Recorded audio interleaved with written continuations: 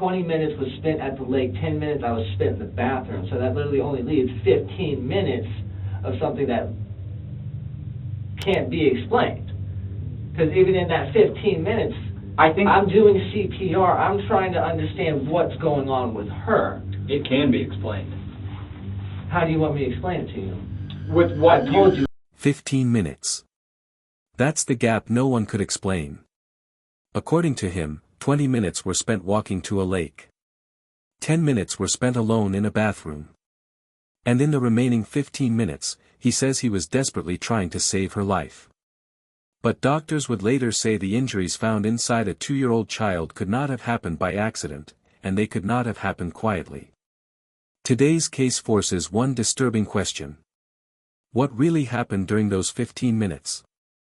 If you're new here, this channel breaks down real criminal cases using verified evidence, behavioral analysis, and investigative psychology, not rumors, not speculation. Stay until the end, because the final medical finding changes everything. On May 2nd, hospital staff in Marian County alerted law enforcement after a toddler was rushed into the emergency room unresponsive. Her name was Jacqueline Schwingle. She was just 2 years old. Doctors immediately noticed severe internal injuries, injuries inconsistent with a fall, choking, or household accident. This was no longer a medical emergency.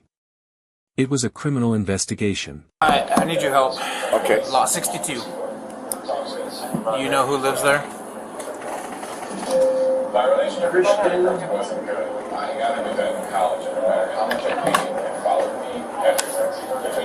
K-R-I-S-T-I-N-G-A-G-N-E.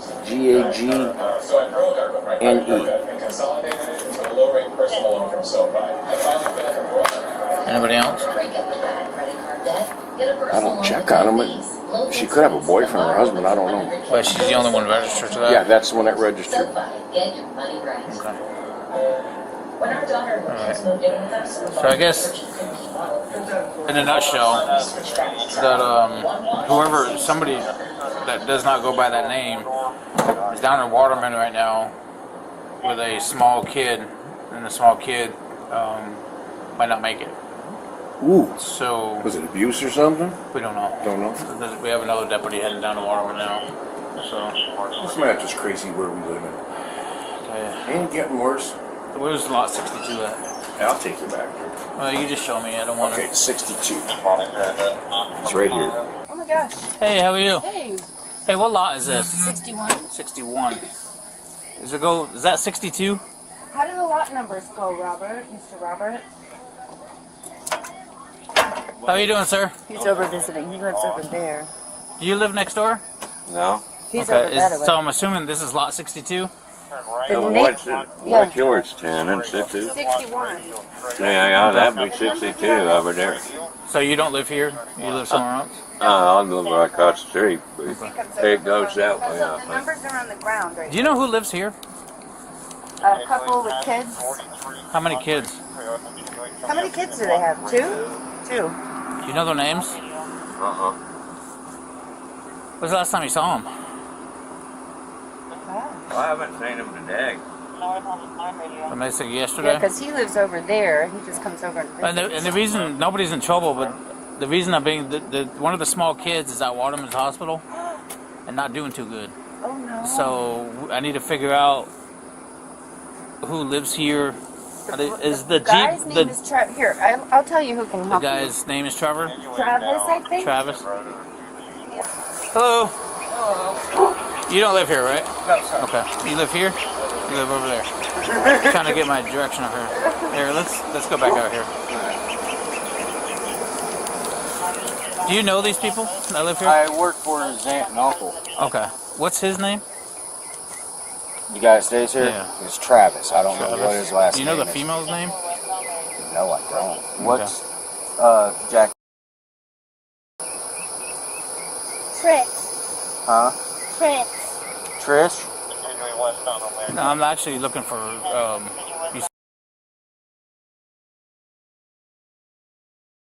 But does she stay here? Sometimes. Usually she's with her grandparents, I believe. When was the last time you saw I say this morning. her? This morning? Yeah. Okay. And what I was telling her, the reason I'm here is one of the small kids is in Waterman right now, not doing too good. Okay. So there might be suspicions of some other stuff going on. Okay. Weapons to maybe possibly abuse. Okay. Have you seen anything? Or? No, I have not. Okay. And Yeah, I mean, Jake does. What's the matter? Aubrey. no, one of the little kids is in Waterman, not doing too good. So there might be some underlying issues that I'm here to investigate. So that's why I was asking if did you see any abuse happening? Did you see anything? As a mom, Yes, please. Anything to me help and me right Adam now. do see them outside unsupervised often. Any physical stuff? No, but we do see them unsupervised quite often, and we'll like talk to them and Sure. stuff. How many like kids stay here? 2. And it's just Jacqueline's? Officers canvassed the area, moving door to door, trying to establish who lived at the residence and who had access to the child. Neighbors described a couple with 2 young children. Some mentioned seeing the kids outside unsupervised. No one reported seeing an accident. No screams. No fall. No emergency. By the time deputies finished documenting the home and surroundings, one thing was already clear. Jacqueline had been inside the residence shortly before she collapsed. And Travis Thompson was the only adult with her. No, I'm just waiting on them to do their thing, and then once they're ready, then. What happens is, she's going around now, they take photographs of everything outside. What we'll do is we'll go in and help, get the dog, and then what we'll do is I'll just take overall pictures of the inside of the house before anything's moved, that way we can document exactly how everything is. And then from there, he has the doll where he'll have Travis, correct? Was it Travis? He'll have Travis do like the recreation So it just takes a minute to get, again, it's all about coming to that resolution, trying to find out exactly what happened so we document the pictures, everything, how it is. Do I get to go inside when they do that? You should be. Travis was brought in for questioning. From the beginning, his tone was defensive but controlled. He insisted he loved the child. He insisted he would never hurt her. He described a normal morning. Kellen described to me specifically what was going on from the moment you opened your eyes yesterday. When I opened my eyes, I got Jake up, got him ready for school, took him to the bus stop, we waited, we talked a little bit about just, he thinks Batman's the greatest hero ever, and it's like money's not a superpower. Superman's the greatest. And that whole kind of thing, the bus pulled up, I was like, alright, here's your bus, have a good day at school, gave me a fist bump, gave me a hug, we got on the bus, I went back, took out my firearms because they were going to be cleaned, but then I was like, no, never mind, I want to lay back down. I laid back down, and then Kristen was late for work because at that point it was like 8:30, she had to be there at like 9, but she just decided to be late, so then we both got up. Jacqueline was already awake, got her up, she wanted to go outside, play with the chicken and the duck. They did that, I made coffee, me and Kristen drank our coffee, smoked a cigarette, me and Jacqueline went down to the lake while she went to work, and then after we came back, I put her on the couch to watch Cat Dog. She had her drink. I told her the cheeses were right there. If you want some, help yourself. I don't care. She was with Luca. I had to use the bathroom. I was in there for about 10 minutes, and then I heard her collapse on the floor. So when I looked out, through where the doorknob would be, she was just like laying on the floor. I'm like, hey, you all right? She didn't respond. So then I hit the door open. I was like, hey, you all right? She still wasn't responding. So I flushed, pulled my pants up, ran over to her, and she was like making a gurgling sound, like I thought she probably swallowed some water down the wrong tube or something, but that wasn't the case because when I picked her up, she was limp, she wasn't breathing. So I called Kristen immediately, said, you need to come home, like there's something going on. She's like, what's going on? I was just like, do you not hear her? She's literally trying to like breathe and she's not breathing. So I started doing CPR. Kristen was on her way. I hit the door open to see if like any of the neighbors were around, but there was no one home. So I just kept doing CPR. When I tried to call 911, it didn't even dial. It didn't even go through. It didn't do anything. So I was just like, all right, so this is bad. This is bad. So I just kept doing the CPR, I kept checking to see if she was breathing. She was barely breathing, but she had a good heart rate. And that's pretty much like the main thing of what I knew that was a good sign to have. So I kept her heart rate up. I made sure that she was still kind of breathing. And so when Kristen got back, we loaded her up. I told her just keep breathing into her mouth, keep doing the compressions, because she's not breathing on her own. I don't know what's going on. I don't know what happened. Mm-hmm. And so when she told me that she stopped breathing, we got on hold of 911 again, told them we needed an ambulance. They met us en route to the hospital, met us at Old Crow Barbecue Restaurant. Okay. And then from there, they told me they're just like lay her down on the ground, do these compressions. I'm like, I'm already doing that. I just need an ambulance. And you're on the phone with 911 at this point? Yes. Okay. Well, the good news is I can go through the 911 audio for that part. So let's jump back to whenever you guys are both having your coffee and smoking a cigarette. Right. Where's Jacqueline at then? She's over like 5 feet away playing with the chicken in the duck. Okay. And then after you guys did that, I think you said that Kristen was running late for work, but then did she leave after coffee? Yes. Okay. Because that's when someone else mentioned lupus too, but I was like, there's no way. Or it's SIDS, and it's like, see, but no, she's 2, and then they told me that like it's a 60% chance between kids that are like 4 months old and 6 years old. I'm like, I don't exactly know that because I don't have kids. Is Kristen concerned that maybe you did something? No. Okay. Has she accused you of anything or anything like that? No. All right. Have you ever been in a situation where you've been worried about accused of like abusing a child or hurting a child or anything like that in the past? I have. Is Kristen aware of that? Yes. Okay. So I haven't had a chance to talk to her yet, but I didn't know if that was going to be something that comes up. So she's aware of that. What was the outcome of that? Tell me about that. I'm not exactly sure. It was a restraining order that I didn't get until 4 years later. Investigators noticed something unsettling. His story was detailed, except where it mattered most. Detectives explained what doctors had found. Severe internal bleeding. A critical bone fracture. Force far beyond anything caused by a fall from furniture. Where those came from. So, What injuries? well, and that we'll get there.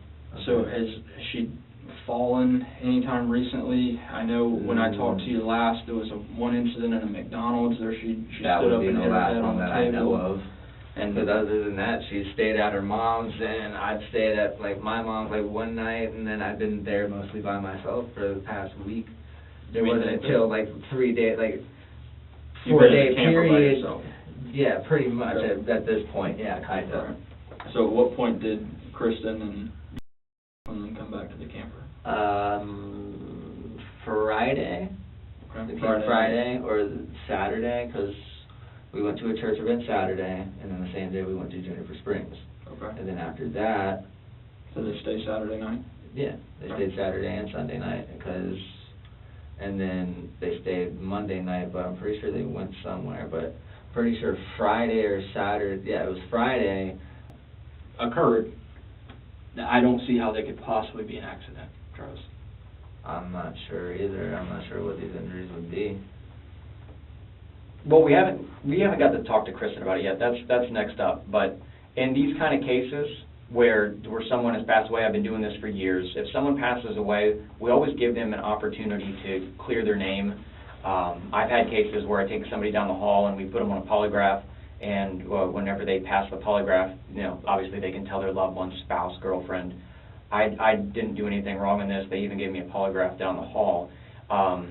This sounds like a good case here where we would offer that to you. If I were to put you on a polygraph right now and ask What you, is that? oh, it's the lie detector, like the scientific name for it. If we were to just ask you, on the polygraph, did you hurt? No, never. So that's a question that we would be interested in knowing, because this injury that is to her body, whenever the doctors looked at it, whenever they did the autopsy, they're looking at this injury and they're going, this injury doesn't seem to make any sense with this sitting on a futon and getting hurt thing, and you're with her. It was something from before when she wasn't in my care. So that's why a polygraph, a lie detector, would be so telling, because if it's outside of your care and you have nothing to do about it, the guy that does the polygraph, that's not us, it's somebody that knows how to work that machine. They'll be able to look at it and they'll be able to get a better understanding for that. You know what I mean? It's something that that I've seen people be able to tell their families, their loved ones, you know, look, I did this and my name's clear on this. Would that be something that you'd be interested in doing today? Not exactly, because I know within myself, and God knows, that I would never do anything to harm these children. Okay, well, see, the thing is I don't know you that well. Detective King doesn't know that well, and it's something we can't make you do, but it's always something that I offer. And I know that sometimes family will ask us, well, why can't you just polygraph them? Why can't you just have them do that? And we go, well, we offered the gosh darn thing, and then he said, or she said, I've had... Look, I'm not going to lie, I already expected that this was going to be something that was going to happen. What is it? Why? What's that? Because that's normally how it goes, that's just my luck. People think that I always have something to do with it, that I'm this mean, horrible person, this and that, but really straight up, I haven't done nothing. I didn't say you had anything to do with it. You haven't struck me the whole interview as what someone we're trying to do horrible. is figure out where this came from. I don't know what it is. The injury that she has does not, it doesn't correlate with the story. But I don't know what the injury is. Okay. So how am I supposed to tell you if I don't know? Well, anything at all that I know, because I have a few kids, anything at all that you can think of that you moved her, touched her in some way that would cause a bone to break. Without saying what bone, because I don't want to let all the cats out all the bags, but there is a bone that's broken on her body. It's a very important bone. And can you think of anything that obviously would cause a 2-year-old, almost 3-year-old's bone to break? It would be a significant amount of force, more so than just sitting on a futon.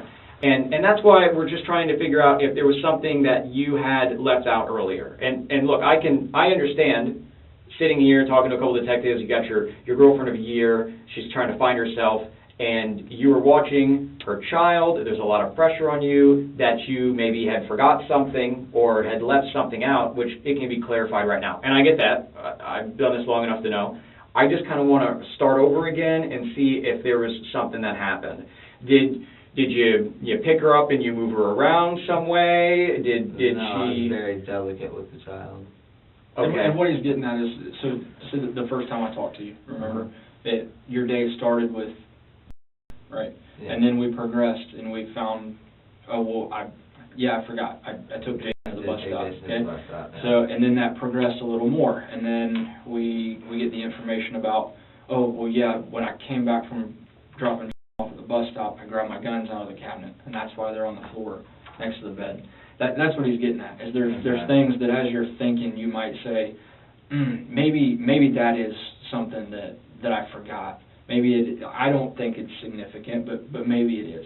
Because that's what we find sometimes too, is something that happened that, you know, for he and I, oh, well, I ate breakfast in the morning. Well, I forgot. I dropped the fork twice. You know, things like that you may have forgotten to mention. That's why we're here. That's why we're sitting here talking to you. Is we want to clarify that information. We want to make sure that we have all the answers. And what I can't quite figure out is this injury. I'm not seeing a correlation of what I'm right. And I'm not seeing the correlation between that injury and your recollection of what happened. And I'm wondering if there's something missing, if there's something you forgot, if there's something you might be worried about, any of that. No, I'm worried about what happened. And that's why we're here. Are you a victim of child abuse yourself? Yes. Why would I want to inflict that on anybody else? Well, that's what I'm trying to find out here, is if something had happened to you as a child and it was traumatic, it can change the wires in our brain. That's what traumatic usually is. It means it affects people different ways. People that go to war come back with PTSD. That used to affect me as a child, but then that cycle was broken by a very good family member of mine, my Uncle Andy. He talked me through a lot. He taught me a lot. Sort of like counseling. Sounds like this family member gave you some counseling. That actually understands. You can call him if you want. And I've been doing this so long that I've seen people, unfortunately, they get so frustrated with something, whether it be a girlfriend or a family member, that they've done things that they regret or a mistake they made. When I was on the road, I used to work... take my anger out on a child or anybody else. Well, I just leave. Yeah, when I was on the road, I used to see people get in these arguments with family members, their mom, their dad, their girlfriend, and they would push or hurt somebody, and they don't even mean to even lash out with their body, but they are, and then they would forget, and then somebody would show me a cell phone video. If a number is tried, it could be completely disconnected from service, and you try to call a phone number, and it will log that it is trying to call that phone number. Fail it immediately. if those numbers are typed in and you hit the green phone button, it immediately logs that into the phone logs, and there's no log of that. Whether or not it connects to the tower, the phone's still trying on the device, but it doesn't get to the tower. But the phone would still have it on the log, is what he's trying to say. And if that's something that you forgot, I wouldn't forget. You remember that you tried it call then? 911, that's what I tried to do. Because I show where you tried to call 911 one time, right before you actually got on the phone with them when y'all stopped at the Old Crow. Yeah. I see that, where you made an attempt, but there was no connection made, okay? There's none of that in that log from when you were in the trailer. I've looked at it, another detective has looked at it, our digital forensic technician has looked at it. There's no log in that phone of it trying to call 911 from the camper. There's none. Well, that doesn't make any sense to me, because I know I tried calling 911. And if, like you mentioned, we're talking about the polygraph. You've taken a lie detector test, okay? Yeah. Right now, I've got some information here that it looks like something's missing, right? You agree with that? It does, but I'm telling you, I don't know. And that, for your own protection, you want to go down there and sit down with that detective in there and go through that process with him and show, hey, look, I passed it. I'm telling you the truth. This is exactly what happened. Then I take that and say, yeah, But okay. I don't need a polygraph test to tell you that. I don't know you any better than you know me. It's just another way that we Yeah, can but how would I explain know things. you guys aren't trying to turn anything around to use against me? Well, the good news is the person is doing it is not involved in the case at all, and he just does polygraphs literally all day. That's his only job. He's not like a detective that reads reports or does anything. The guy does polygraphs. So he's the one that's going to read the results. He's the one that does it, and we're not even in the room when it happens. But like I said, there's a piece of paper that's generated at the end, and it has things that he understands on it, and he is able to talk to us about. So I understand your concerns regarding that, but I mean, when the guy's not doing polygraphs for cases that we ask him to help out with, people that want to clear their name for things, he's also doing the lie detecting for people that are trying to get hired here. That's all he does. And so he's sort of like someone that we can go to and just consult with regarding cases where there's this thing that doesn't make any sense, because it doesn't make any sense. I understand, but at the same time, it sounds like a setup. Well, what do you mean, what kind of setup? I don't know, like you guys are trying to get me for something. I've told you everything that I know. Well, here's what I'm trying to get. I'm not trying to get you for anything in particular. You don't strike me, as long as we've been talking, you don't strike me as this guy that's like trying to attack me or yell at me or fight me or as some kind of monster. You strike me as an individual that something happened that's being left out, because this injury to the child is not being explained at all from what we've learned so far. Yeah, and when she was in my possession, in my care, she didn't fall, she didn't have anything going on. And that's why I'm wondering if there's some time whenever you had to discipline her and something got out of hand, she got hurt or something like that, and you're leaving it out. And I understand you leaving it out, because I wouldn't want to lose the person I'm in a relationship. I wouldn't want to have that stress or that shame or that embarrassment on me. If you're finding this breakdown valuable, take a moment to like the video. It helps more people see factual, responsible crime analysis like this. Now let's finish the timeline. The medical examiner reached a conclusion. Jacqueline's injuries were not accidental. They were caused by deliberate, forceful trauma. The type of injury that cannot be explained by CPR, falling, or normal handling. And the timing placed the injury squarely within the window when Travis was alone with her. And that's what I'm trying to get here is, are you this like 1% of the people that I talk to that actually doesn't care at all about what they did? That Of course I care. They go out and they find kids to just take out their anger on? Or are you somebody that was abused as a child, went through physical abuse, has, I don't know, problems with taking care of children, which is why there was something in the past that happened? This is literally crazy. This is literally crazy. Well, what? Yeah, I don't think it's actually crazy, because when I think crazy, I think like schizophrenia. Do you have schizophrenia? Do you have bipolar disorder? No. I also spent a little bit of time while you were talking in there about the prior case where you sat down on a child's arm and it broke the child's arm or something. Yeah, that one I can admit that I was not paying attention. And tell us, whenever you got back in there and you got back in from the walk and you're pushing her in the car, was she showing signs of being hurt at that point? No, but the night before she said that her stomach hurt and she refused to eat.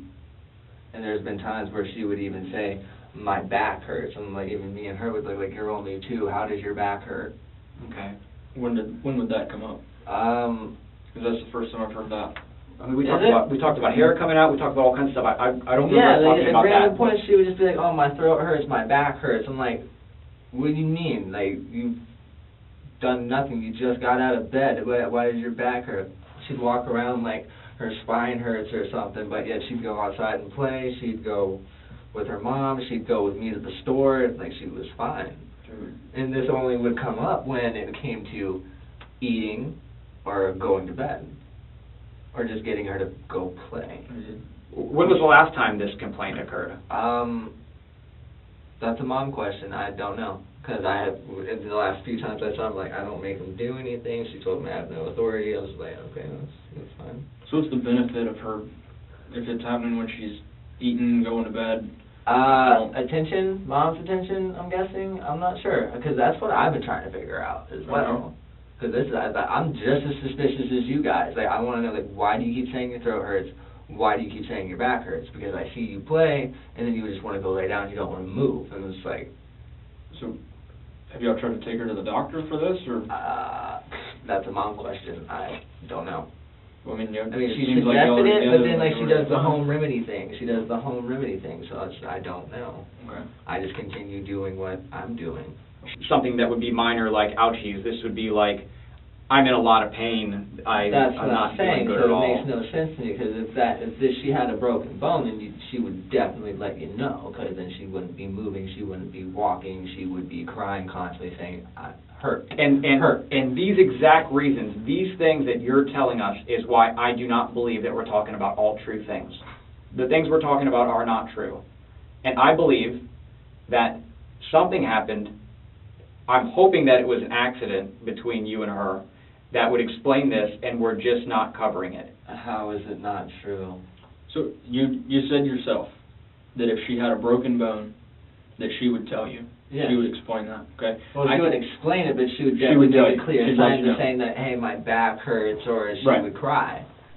I don't know. What you're digging for, I'm digging for the same exact thing, because it doesn't make any sense to me that if she had all these broken bones and these were all so severe, why did they not show up on the x-rays or the CAT scans? Let's forget about what the medical people did after because that. Because if it's that severe, they shouldn't just show up as blood vessels like you were telling me, or just little hairline fractures. No, these are broken bones. These are broken bones. Right, okay.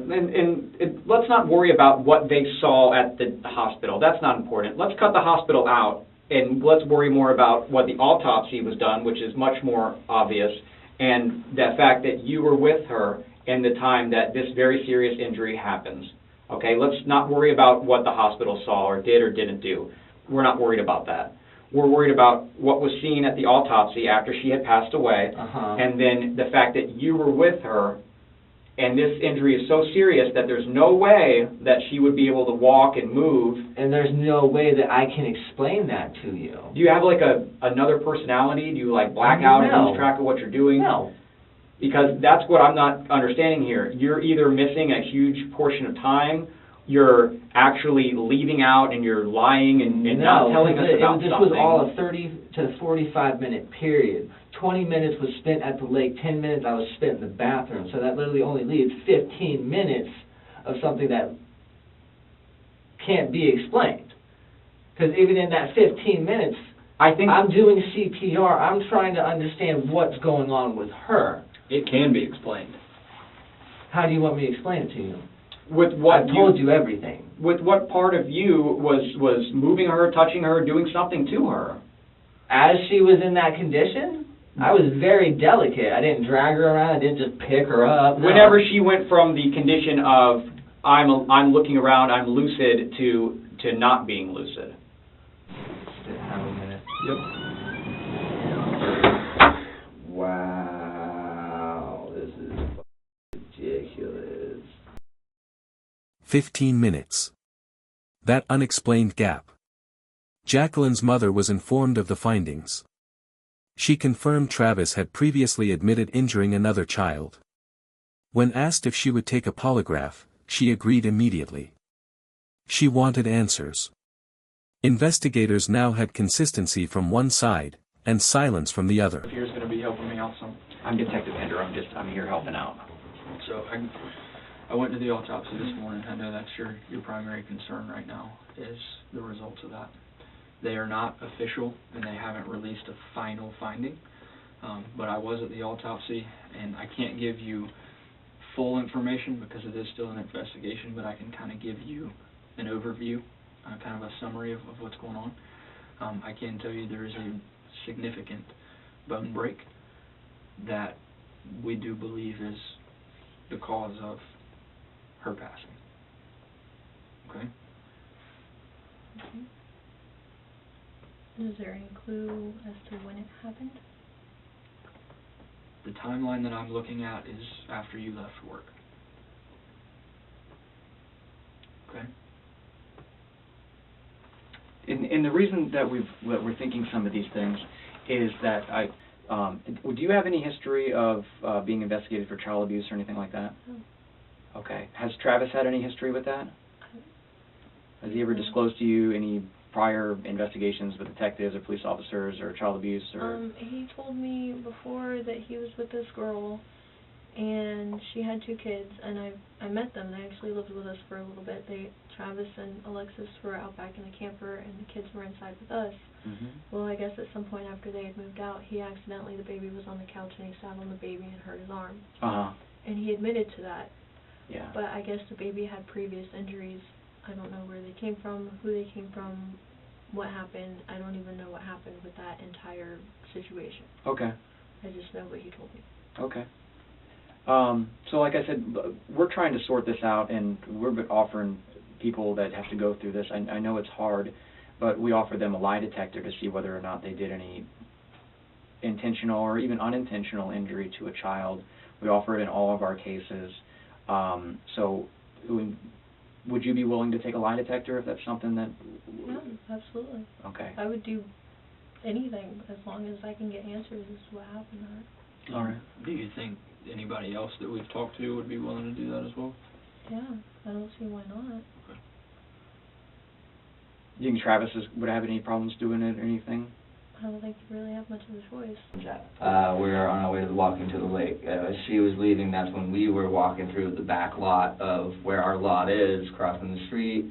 Get across the street, there's a trail that leads to the lake. You take a right, and then there's a whole, little dock made of pallets and, dead roots and stuff. Okay, so you guys are going across the street, and then you go a little farther and then do a trail down to the lake. Is that right? Yes. Okay, and when did you say a little car? Are you pushing her down there, or is she walking? Yeah, she's pushing her. Okay, so you're pushing her down. She has this little toy car thing. Okay, and how is she doing whenever you're pushing her in the little toy car? She seemed perfectly fine. She was laughing. She was going vroom vroom. I was like, "What? Do you want to go faster?" She's like, "Yeah." So all right, pick it up to a light jog. Okay. And then get down to the lake, and she's like, "Want to go fishing?" And it's like, "We'll have to wait till Mom gets back because I'm supposed to finish making the table that folds into a bed or whatever she wanted me to make it." I was just going to make it into a table because the first time I tried to make it, the suspension arms ripped the wood out of the wall, and campers only have very thin walls. Okay. So when you guys are down here at the lake, is she in the water or anything like that? No, I was holding her at that point because she can't stand on the ballards by herself. Okay. She gets her foot stuck. When you say you're holding her, how are you holding her? Just on my side. Okay. And what clothes is she wearing when you're down there on the lake? She had a little pink poncho, and she just had pants. Okay. And did she ever go down in the water or play anything like that? No. So, did she walk around down there at all? She walked up to the dock with me, but after that I was just like, well, you already know the deal, your feet get stuck, so let's go. Just picked her up, had her on my side, walked down there, we looked at the lake, she's like, frog, I'm like, yeah, I'm like, look, there's a fish, I'm like, look at all the water lilies, and she's like, I want one, I was like, I'll have to get those for you later, I'm not dressed for that right now. Uh-huh. Okay. And then we were there for 10, 20 minutes, and then we went back. And then I've already explained that part. Got it. And we'll get over there. So whenever you guys went back, did you have to put her in the little cart, or did she walk back? No, she got right back on her cart and said, vroom, vroom. I'm like, all right. Vroom, vroom, and then back up to the house. Did you take the same path back up to the house? Yeah. All right, and when you got back to the house, you're there with the little cart. What happened next? She got off. She wanted to feed the chicken ducks again, so I was like, all right, that's fine. I watched her throw some more pellets at the cage. I was like, you're supposed to open the door, but that's fine. It went in there. So then brought her inside. She wanted to watch Cat Dog, put her on the couch, gave her juice, and then I went to the bathroom, and then that real quick before we keep going, the little path that goes to the lake, I just want to make sure I understand where that is. That's back behind y'all's trailer? Yeah, if you saw where those boats were, Okay. if you ever walk back there, yeah, it's that path between the other RV that's right there and the boats. It's that path Is right there like there. a tent right there? Near the entrance now? If you're thinking of a tent, that would be at the other entrance of the lake. So there's two entrances. See if there was something that happened. Did you pick her up and you move her around some way? Did No, she? it's very delicate with the child. And, Okay. and what he's getting at is, so the first time I talked to you, remember, that your day started with, right? Yeah. And then we progressed and we found, I forgot, I took Jason to the bus stop, okay? So, and then that progressed a little more, and then we get the information about, when I came back from dropping off at the bus stop, I grabbed my guns out of the cabinet, and that's why they're on the floor next to the bed. That's what he's getting at, is there's things that as you're thinking, you might say, maybe that is something that I forgot. Maybe I don't think it's significant, but maybe it is. Because that's what we find sometimes too, is something that happened. 4 months later, Travis Ray Thompson was arrested. Prosecutors focused on 3 key facts. He was the only adult present. The injuries required extreme force. There was a critical delay in seeking help. Text messages revealed growing anger and instability leading up to the incident. Every thread pointed to the same conclusion. Jacqueline was not lost to an accident. She was violently harmed during a moment of uncontrolled rage. Cases like this remind us why timelines matter, and why silence can be louder than words. If you want more deep dive investigations that focus on evidence, behavior, and truth, subscribe to the channel. And if this case affected you, share it. Awareness matters. Justice begins with understanding.